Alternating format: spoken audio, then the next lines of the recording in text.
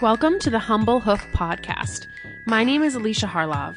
This is a podcast for both horse owners and hoof care professionals, offering discussions into various philosophies on the health of the hoof and soundness of your horse.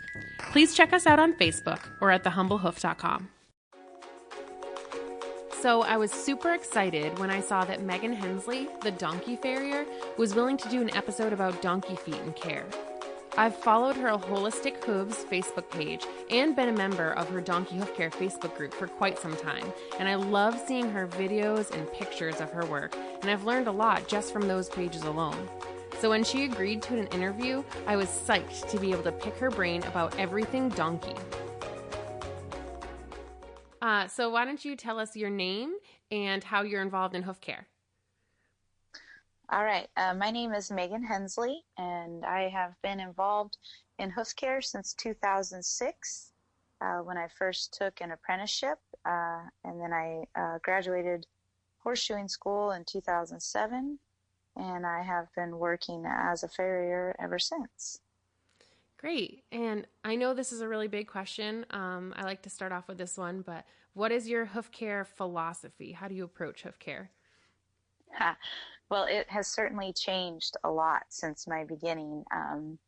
My apprenticeship was with a traditional farrier, and he was amazing. He was a very kind man, kind of a Southwesty cowboy is kind of how I remember him, but he was very gentle with the animals. We trimmed a lot of donkeys, but we did a lot of horseshoeing, and I learned to do that, and then graduated from horseshoeing school and was shoeing horses for the next 6 years, 5.5, 6 years after graduating horseshoeing school. And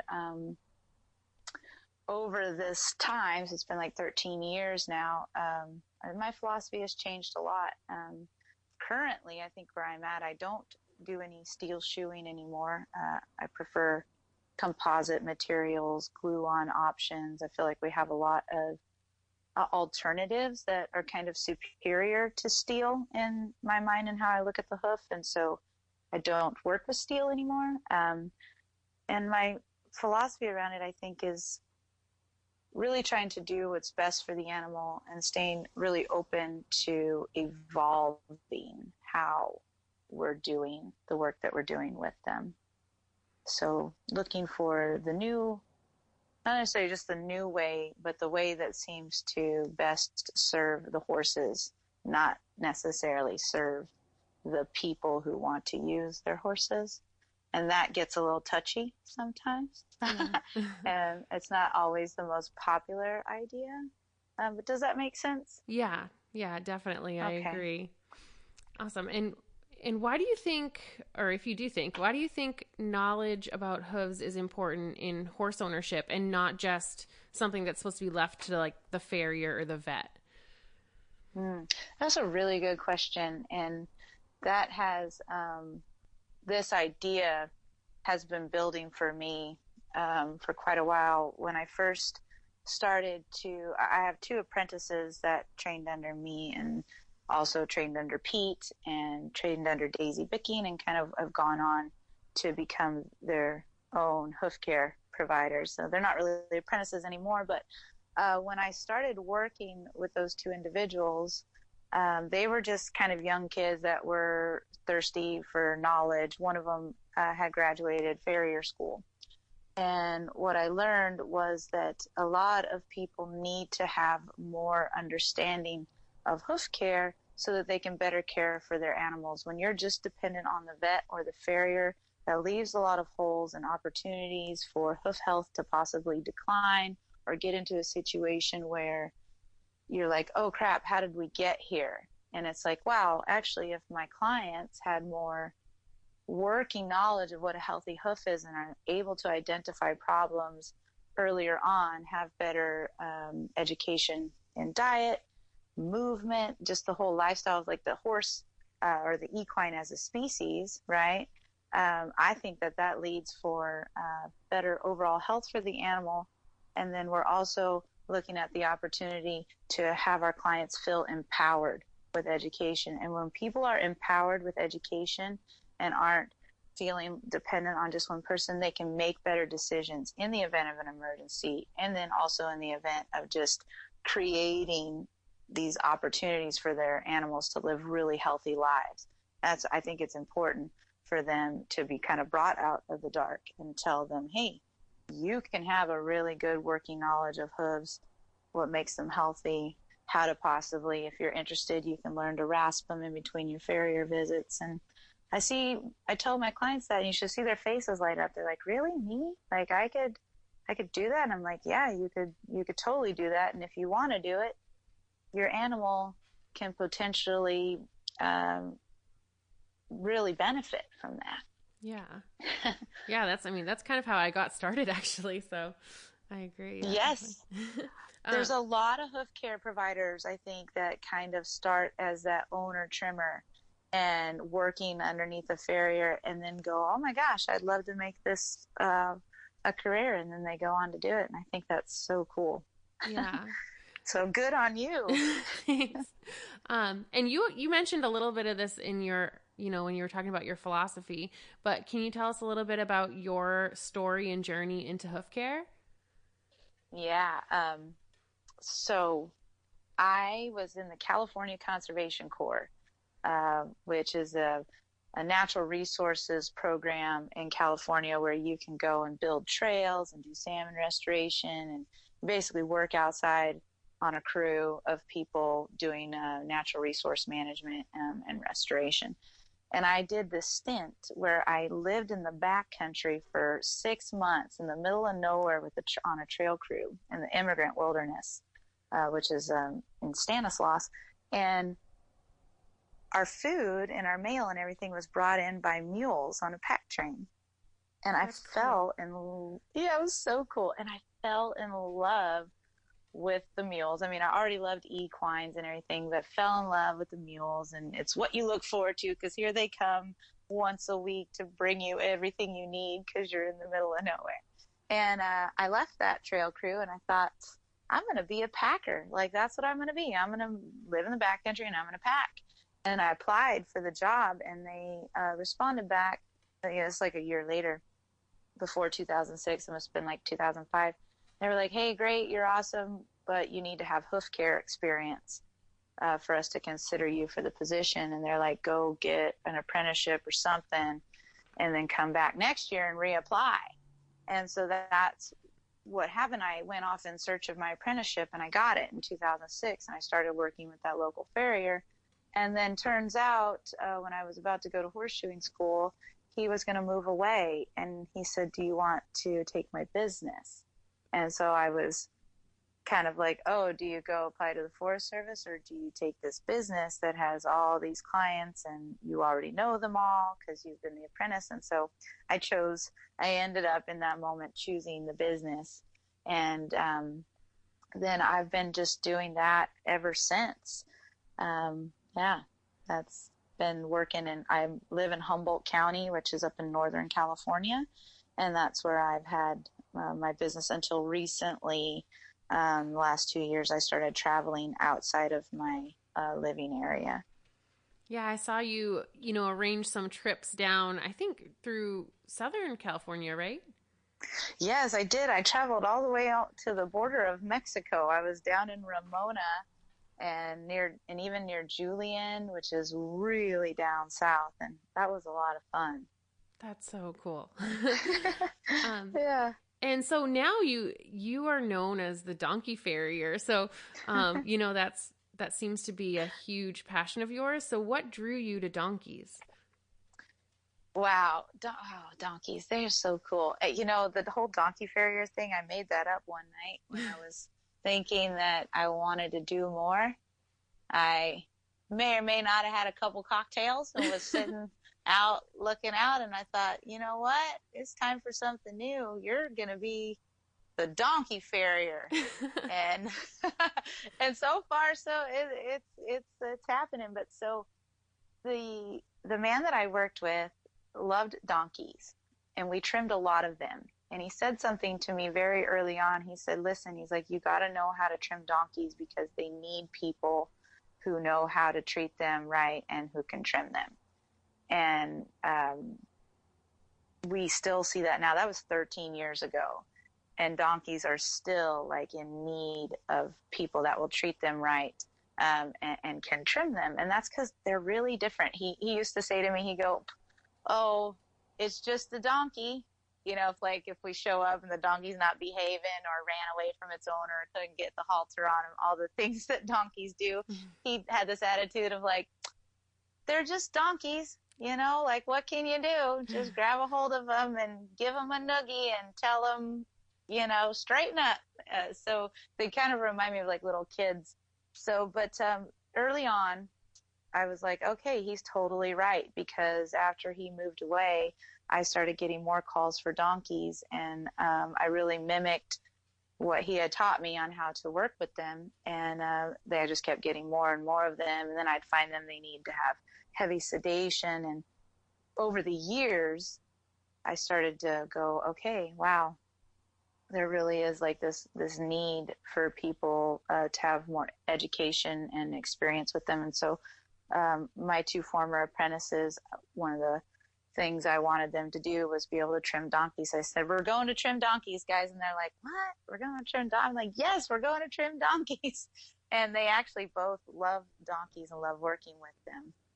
And so I guess the Donkey Farrier life really chose me. I'm not sure that I knew that I was going to be so heavily advocating for them now. It kind of all evolved over time and kind of coming to this point here now where I'm making that my niche and really focusing on that, and with the goal to inspire and, you know, help others, my colleagues and owner trimmers, or just owners that want to have a bit more information, trying to help them understand the donkeys better. And the donkeys are who are teaching me, and so I'm always learning, and I'm just trying to do my best by them, like gathering the information that the little donkeys give me and try to share it with others.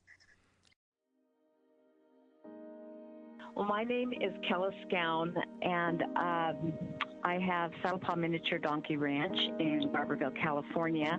I've had donkeys for about 18 years now, and finding a farrier is always kind of a trick, and luckily I had two really good farriers just prior to finding Megan, and they were guys that did horses, and just decided, well, okay, we'll try some donkeys. And actually, they were very nice to them, and we all worked well together. And then the last farrier I had, Will Scott, was bringing Megan along as an apprentice. And I liked Megan. She has a great personality, and was just really interested in learning the craft. So she basically, before she even became a long-time farrier, started here at my ranch with our donkeys. I think we had about 14 or 15 at the time. And so she traveled around with Will, and then finally Will moved, and so the whole lot here was kind of given to Megan, and she came and started working here, and we had so many donkeys that I'd halter them all up, and whenever they were done, we'd take the halter off so we knew which ones were done, and it was a little easy to figure that out. But so I've known Megan from the very beginning, and she just is wonderful, and she is so giving and really wants to share everything that she's learned. And over the years, I've watched her grow, and that even becomes more and more evident as time goes on, that she wants to teach people so that they can do it, so that she can go out and share with more people this craft that she has. And it's just amazing the way she works with the animals and comes in and always gives them time to settle into her, and instead of just coming in and throwing the halter on and starting to work on their feet. She always gives them loves and talks to them. My donkeys here at this ranch now don't even have halters on when she trims them. She has been trimming them halterless for years now, and I want to back up a little bit. I think she's been working here for, gosh, she would know the timeline better, but maybe 13, 14 years she's been coming and doing my donkeys. But she gives you so much the time of day. You never feel like you're rushed with her. Her knowledge of donkeys I've watched grow and grow and grow over the years. And now it's, I think it's just become a specialty for her.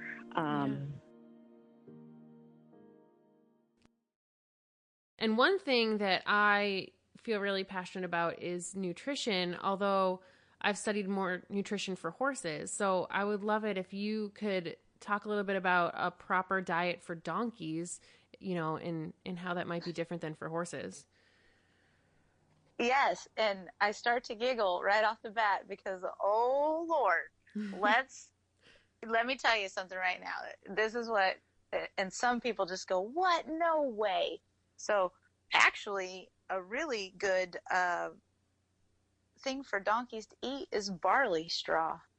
Doesn't that sound weird? Yeah. Like, you tell somebody that donkeys should eat some straw, and sometimes people lose their minds. They're like, no way, I'd never feed an equine straw. And be like, okay, yeah, you wouldn't feed your horse straw. But we now know the Donkey Sanctuary and the Donkey Welfare Symposium are the two, I would say, thought leaders on donkey care, with the Donkey Sanctuary in England and Europe being kind of on the forefront of that for many years. And we have found that barley straw, and then wheat straw comes in second as an option, really mimics the desert forage that a donkey would get to eat. And one thing I like to ask people, I'm like, so what's there to eat in the desert? And the answer is not much, right? So then they have to beat feet. They have to be walking all over the place to get anything to eat, to miles. And then what they do have available to them is very sparse. And donkeys' metabolisms are geared to take every little tiny bite that they get and really utilize it. And so what we run into in domesticated donkeys in developed countries is obesity. And so feeding straw, and then feeding low sugar, if you can find it, low sugar grass hay. You want like varieties. You want to stay away from alfalfa and anything that's really sugary laden. They generally don't ever need any grains. And in some cases where you have a debilitated, very thin donkey, then you're going to want to work closely with a veterinarian to probably work out how you're going to get weight back on an ailing animal. But for your healthy donkey, you're looking at free choice barley or wheat straw, and then small amounts of grass hay mixed through that. And then you had Sally Hug on your podcast recently. She's the creator of California Trace Minerals, and I highly recommend those, especially for my area being in California. I don't know exactly how that moves over into other areas of the United States, but getting a proper mineral balance is really important. And then, of course, loose salt. And that's actually really simple when you think about the diet that way. Yeah. Keep it simple. Yeah. And actually, California Trace is pretty, I don't want to say universal, but it works well. I mean, I'm in Massachusetts, and it works well here for our hay analysis. Okay. Yeah, so I pretty much recommend it. If somebody's looking for a really simple option that they can just go online, order, have it shipped to them, I'll just, throw a plug in there for California Trace. Yeah, well, I found it to be, it just is a really superior product. When my clients get on it, I start seeing the improvements that I want. I really like the plus version, and I don't get paid to, recommend her product. I just really think it's a good product. And And it's also, you're able to keep things simple, you know. It's like, the equines are pretty simple when you look at them as a species and who they are and what they need and how they would go about finding all this stuff if we weren't around. So trying to mimic a species appropriate diet the best that we can is one way that we can keep our animals healthy. Yeah. And so, you know, assuming that the donkey's on a good diet and they're growing healthy feet, what's an ideal foot going to look like to you? Is there an ideal foot for a donkey? Yeah, I think there kind of is, and every animal is going to be a little bit of an individual as well. But it's very similar to healthy horse hooves too. You know, we want a heel that isn't necessarily super short, but it's short.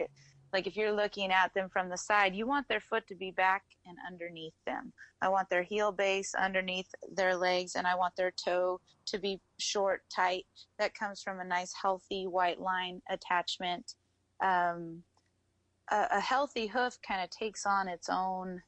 It just has a pleasing aesthetics, and I don't know if that hopefully that makes sense to people. I'm much more on the artist spectrum of how I work with hooves than, say, the measurer, the person who measures everything.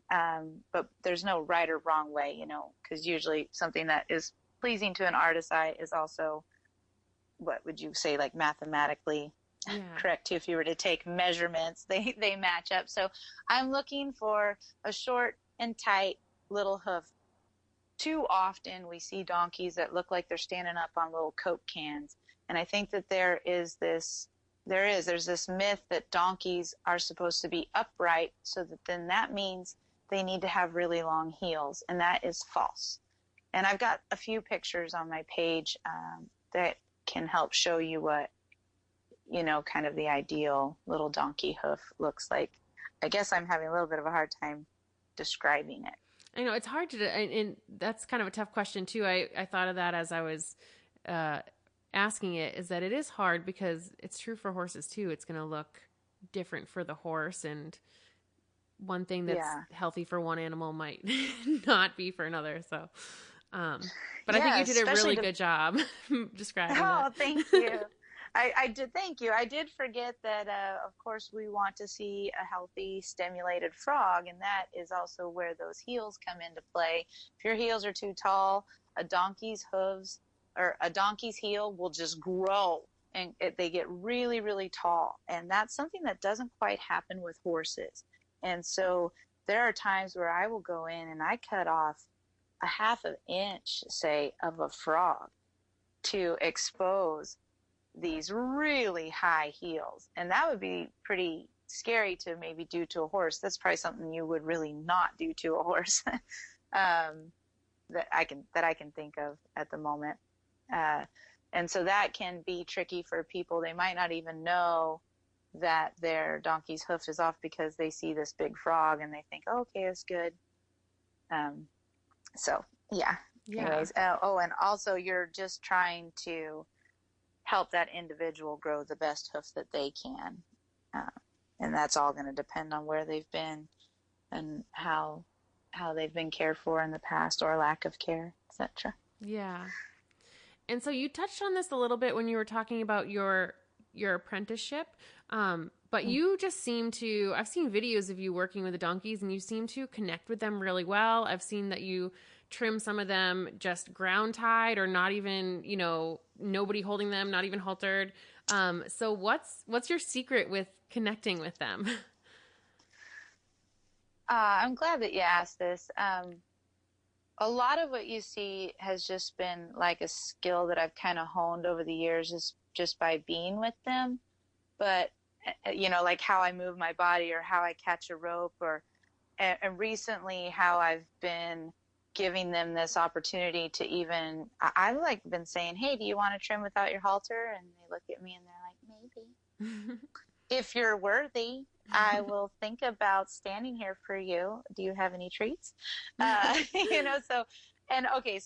do you hear that in my voice, that silliness that I bring? I think that is one of the most important things that you can do with a donkey is do not take yourself so seriously. Donkeys are very funny. they're very mischievous. They're strong, independent individuals. They don't really feel like they need a farrier, and they don't feel like they need a vet and all those things, so you have to try to convince them that, like, hold on, I know you're strong, independent little individual, and I love you for that, but you do need this. And so I like to think of it as like making it fun with them, being silly. I'm kind of like cuckoo in love with them, like probably more so than other people, and I think that helps me. But you do not have to be like head over heels for them like I am to have them respond to you. Donkeys really want you to be gentle, thoughtful, and kind with them, and so you got to not come in a hurry either. Let's see, and another thing is, sometimes if they've had like a bad experience with a previous farrier, they are so thoughtful that I will leave my chaps in the car. I hide my tools in my back pocket. When I show up to a situation where I'm meeting a new donkey that's, been resisting hoof care, I have to pretend like I'm not a farrier. I'm actually doing a sneak attack on them. And so I just show up with some treats, and the owner's like, oh, hey, here's my donkeys. And I'm like, oh, look at you guys. You're so cute. And then I'm giving them some treats, and I'm giving them ear scratches, butt rubs. And then I kind of am like, oh, hey, by the way, I have a hoof pick in my pocket. And I was just going to like pick up your feet. And then sometimes they get scared. But usually if I can set up kind of that sweet, gentle situation with them, they start to soften for me.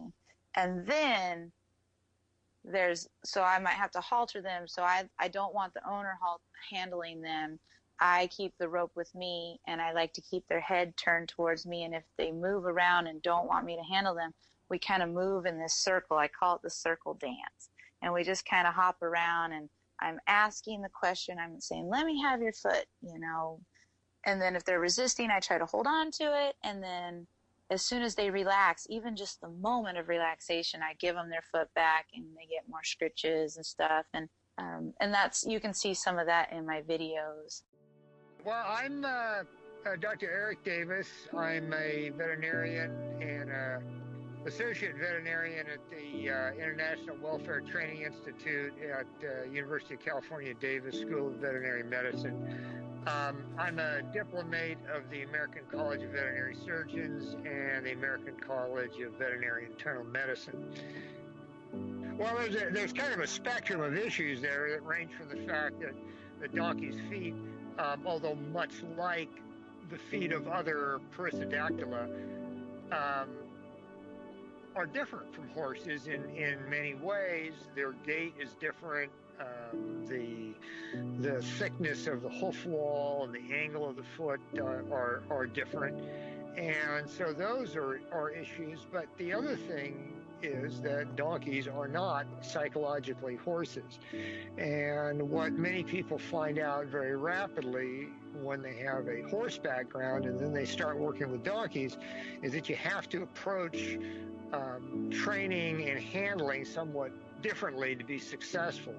And that goes all the way back to donkey evolution and where they originally evolved in the deserts of the Sudan in Africa.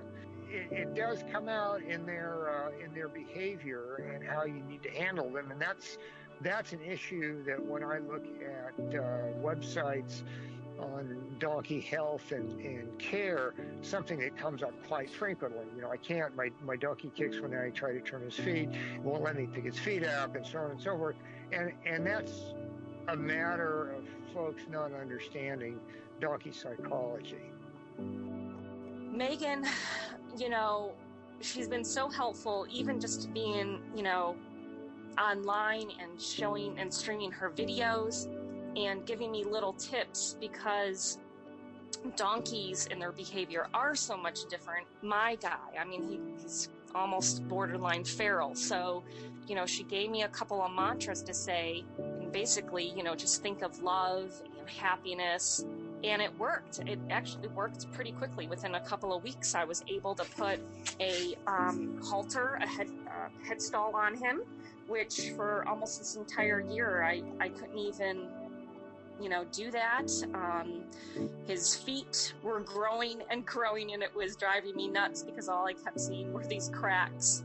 And I just really wanted to get after his feet. And Megan reminded me that, if he is dying to have his feet done, he will let me know and he'll allow me to do that. And actually, he allowed me to nipper his hind feet at Liberty. Yeah, so I definitely think that, donkeys will take some, finesse, and it seems like, obviously they're a favorite for you to work on. But do you have a favorite kind of client, as in a favorite kind of person that you work with in the terms of their attitude or their approach with their animals or how they interact with you? Like, what's your ideal client look like? Yes. Okay. Well, over the years, I have learned how to, this is a good question, especially for other hoof care providers that might be listening to this, and then also for anybody who is a client of a farrier. An ideal client for me is someone who really wants the best for the animal and doesn't necessarily have a lot of expectations for what that animal is going to need to do for them.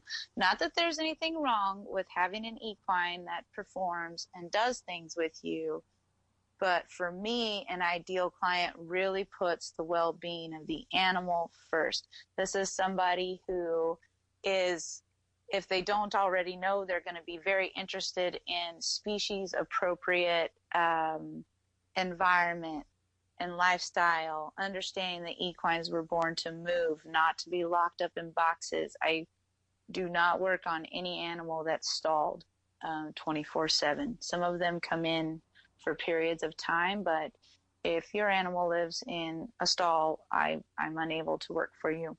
And that goes for even just little tiny paddocks. They have to be living where they have freedom of movement. An ideal client for me is someone who communicates openly with me when they have concerns, or if they're unsure about something. I also want them, I love clients that are hungry for information, that like get in there and watch and say, what are you doing? Why did you do that?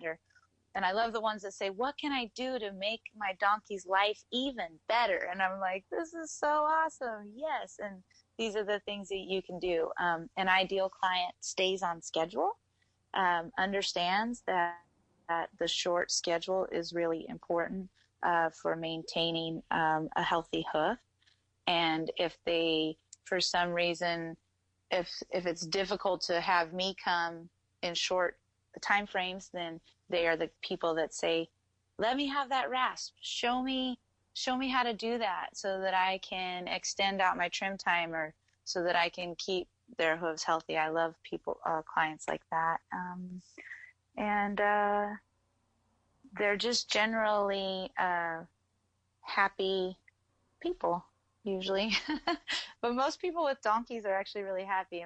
In fact, I think that the person who has a donkey was my ideal client all along, and I didn't know it until recently. Yeah. Does that make sense? Yeah. Like, I really, really love donkey people. And then I went to the Donkey Welfare Symposium, and I was like, I have found my family. My equine family is the donkey world. And that's nothing bad about people that have horses. I love horses, and there's amazing horse people. But the donkey world is just kind of special. That's how I feel about it lately. We put on a donkey welfare symposium here at UC Davis every year, and now it's been 7 years in a row. The symposium is going to be September 13th, 14th, and 15th. And one of the things that we often have requests for is information on donkey hoof trimming And then also on the behavioral aspects of getting donkeys to accept hoof trimming quietly and cooperatively. And Megan Hensley, a farrier from Northern California, has attended the symposium and has been working with us to develop a program for this year where we're going to talk about, again, how do you get a donkey to be happy getting its hoofs trimmed. And in fact, this year's symposium is going to be based around a kind of keynote of what makes a donkey happy. And that's certainly important for welfare. There's a number of different ways to define it.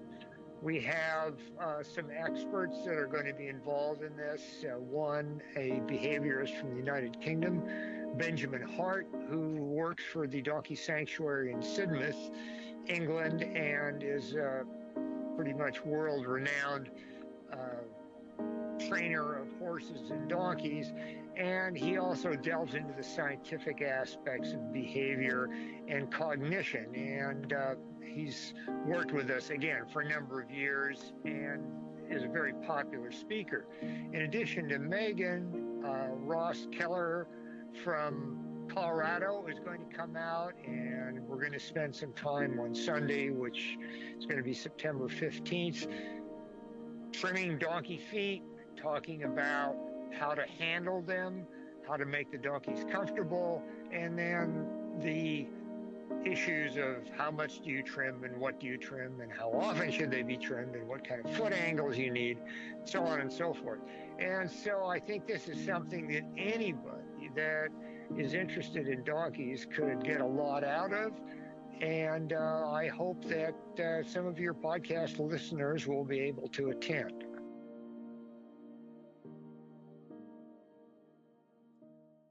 And so can you tell us about maybe an interesting case that you worked on, like a pathology or something that, really made you think or anything like that?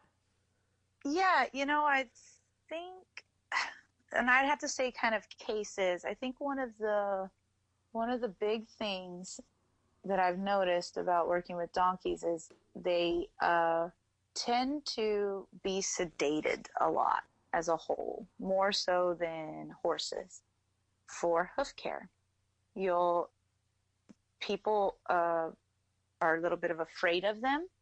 And I'm not saying that they shouldn't be afraid, because a good donkey kick can do a lot of damage. I mean, just working with equines in general is dangerous. We know that. But I meet a lot of donkeys who, had they just had a little bit more time or just had someone with a little more experience work with them, they may not have needed to be sedated or sedated as heavily as they have been. And I think that those cases really mean a lot to me, because I don't want them to have to go through that all the time. Yeah. Does that make sense? Yeah, definitely. And so the cases where I'm working to get an animal off sedative are some of my favorite. And it's sometimes I go to meet them and I trim them without any sedative the first time.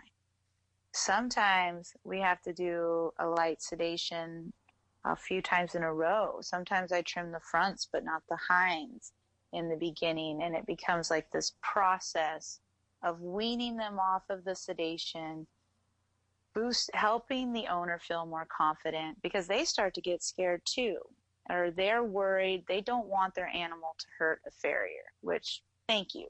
Of course, you don't want that to happen. But when we spend too much time in the fear zone, then we might miss the opportunities to allow the animal to blossom a little bit more.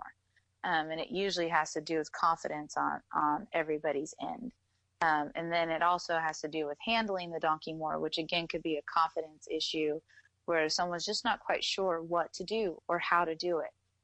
And anybody who has a donkey knows that in some cases it can be really slow moving on earning a donkey's trust, depending on what their history is. So yeah, sedation cases are my favorite. And then of course, because donkeys can be hard to handle, and then the owners either get worried about having a farrier out, they develop anxiety around the whole situation, so that extends they go, oh, I'll just wait, because they're worried. They don't want to go through a big scene, or their donkey might embarrass them or whatever. And then their hooves end up getting too long. And so, of course, the overgrown cases are fun from my perspective of getting to rehab them. Not fun for the donkey, obviously, to get to that place, but those are always really satisfying to get in there and just do some really good work and restore their hooves. Yeah, and so in cases where, the donkey might have had a longer cycle or hasn't had regular hoof care, obviously you have a lot of work to do. So, how do you decide when you're looking at a donkey foot, like how much to take at once or how much sole to take? Because I know donkeys a lot of times will retain a lot more sole than horses might. What are your deciding factors when you come to those kind of cases? Okay, so no, this is good, and it's hard. It's a hard question, but it's a good question too. So in some cases, I have to decide if we're going to sedate or anesthetize, depending on how bad the hooves are. So I'm not saying that we don't ever use sedation or that sedation is a bad thing. I just don't like to see it when we have to do it over and over again on the same animal. I'm like, wait a minute, no, we're not, going to keep doing that. So sometimes, like Jasper, he was a recent case that I worked on, and he was really scared, and his hind feet were a mess, and like really, really badly curled under on both medial sides, flippered out. He could hardly walk. So we made the decision to fully anesthetize him, so laid him down like he was going to have a surgery, so that I could jump in there and trim his feet. And when I have him down like that, I am going to go and try to get the foot as correct as possible. And so unlike like a dog who has a quick, horses or equines don't really have that. We have structures inside the hoof capsule where we know where they pretty much should be. And now they can get distorted, but when I have a lot of toe growing off an animal, I know I've got quite a ways that I can come in. And then we can also look at the apex of the frog and kind of measure out from there. That's how it helps me understand where I might go with sole. And I will stay a little more conservative in the beginning and kind of work my way down. And then again, I'm on the artist spectrum, so I'm looking at what I know a healthy hoof looks like and using that as like a landmark in my mind to kind of sculpt that foot to that place.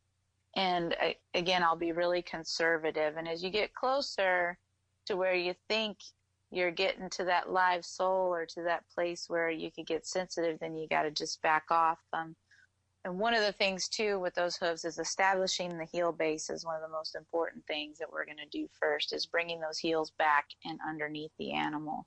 And then usually the toe can be addressed even more over time. Does that answer? Yeah, definitely. Thank you.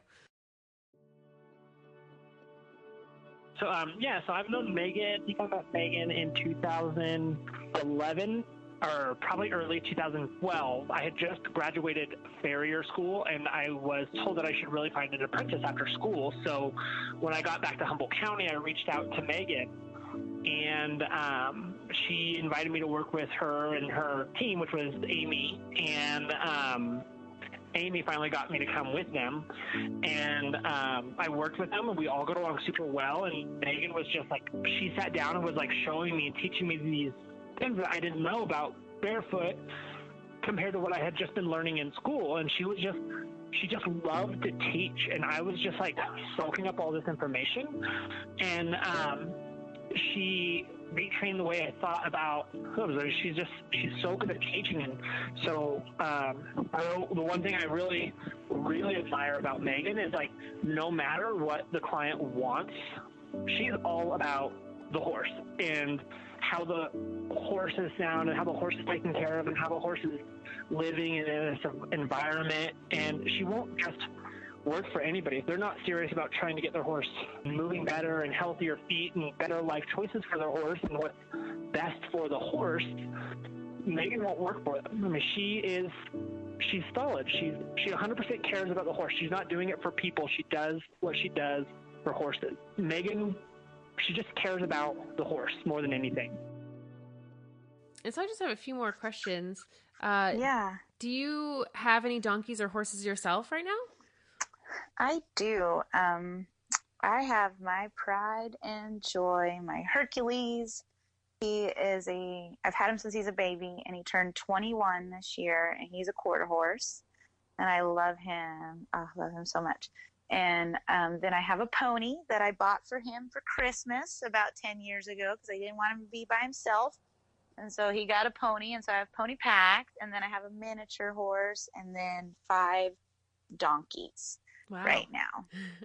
Yeah, and a couple of those I'm kind of fostering. They came from a situation where it was like, okay, if you don't want to get these guys squared away, then you kind of got 2 options, animal control or I can take them.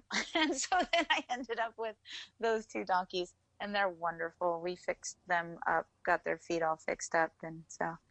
But yeah, I do. I have them, and I enjoy them. They're a lot of fun. That sounds like a great little herd. Yeah, it is.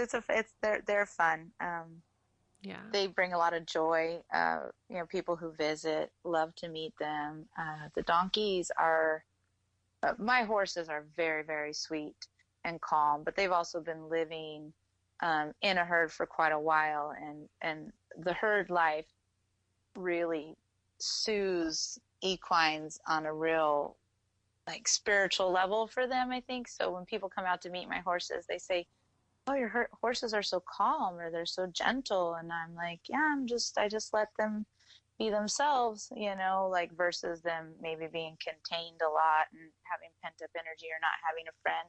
They play a lot. And so having the herd is a really nice thing to have in my life. They're very sweet. I'm lucky to have them. Yeah. Yeah. And so I know, obviously, you have a great business going, and it seems like you do so much work and so many cool things, so many cool opportunities that you have. And do you have any more goals for the future? I do. And thank you for saying that, because sometimes I'm like, what am I doing?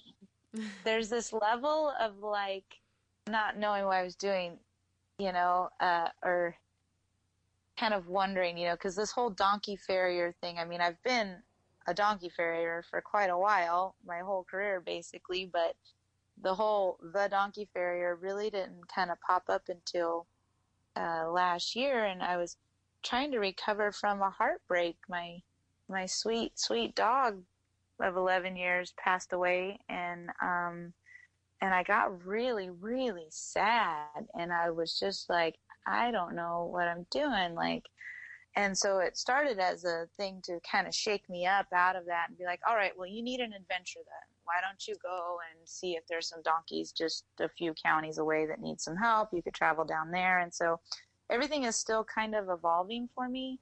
I think one of my big goals is to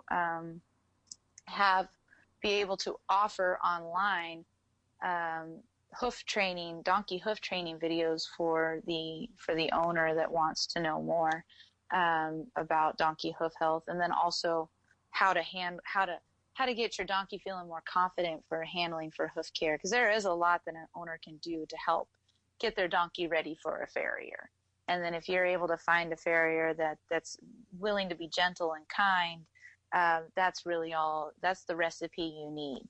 The owner who's willing to start handling them more, and then the gentle, kind farrier, because then the farrier can learn to do better donkey trims over time. If they're not quite sure how to trim a donkey foot, I'm not so much worried about that, because that's something that can be taught to them.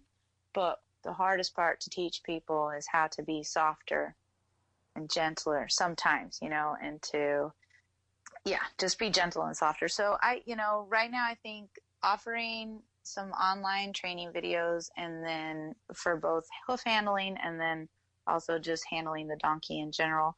And then honestly, I would like to spend more time with my colleagues, either in workshops or maybe an online series too, where I can help my colleagues understand the donkey hoof better and understand donkeys better, because that's what's really going to improve donkeys, welfare, is having more of my colleagues feeling really confident with them. Yeah, I mean, I would definitely be interested in something like that. So if you get something going, definitely let me know and I'll check it out. Yeah, that'd be great. I would love to do that.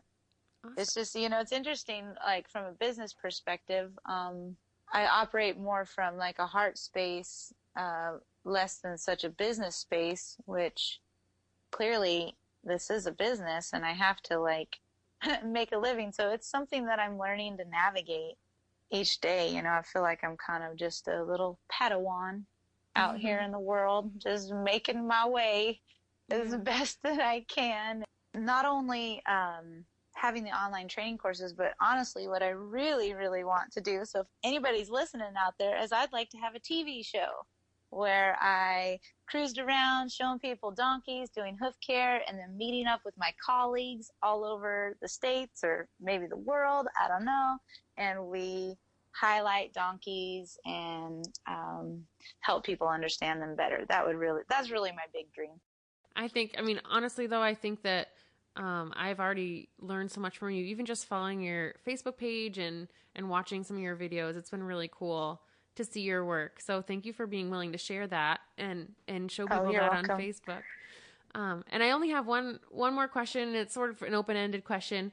But do you have any parting words for owners with donkeys or hoof care providers working with them, or anything you kind of want to leave them with? Yeah, I think I kind of said it too, but with the donkeys, just don't take yourself so seriously. Don't get mad at them. Just think of them as very independent, very sentient. Donkeys are also extremely sensitive.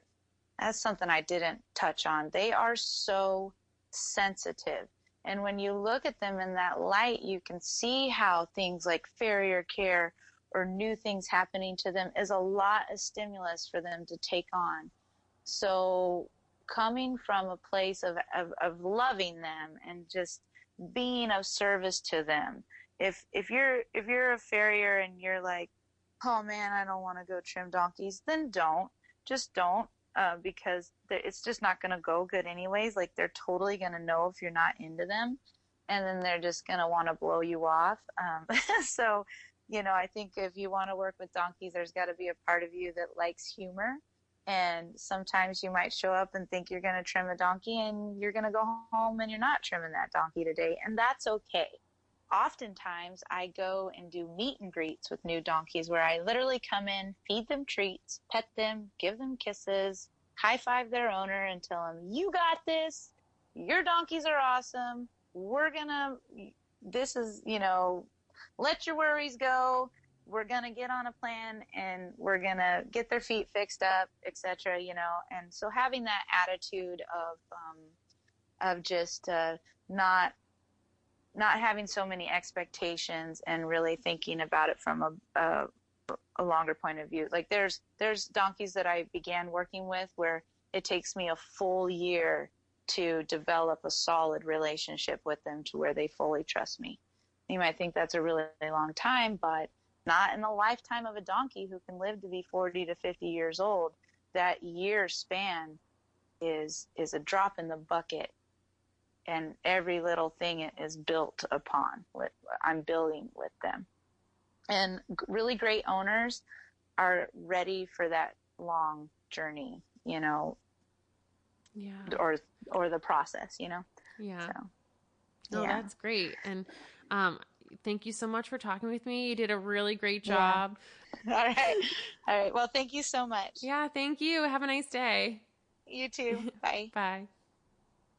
I always say that I'm slightly more hoof obsessed than the average person, and chances are, if you're listening to a hoof care podcast, you are too. So we should probably be friends. Feel free to find me on Facebook or email me at thehumblehoof@gmail.com.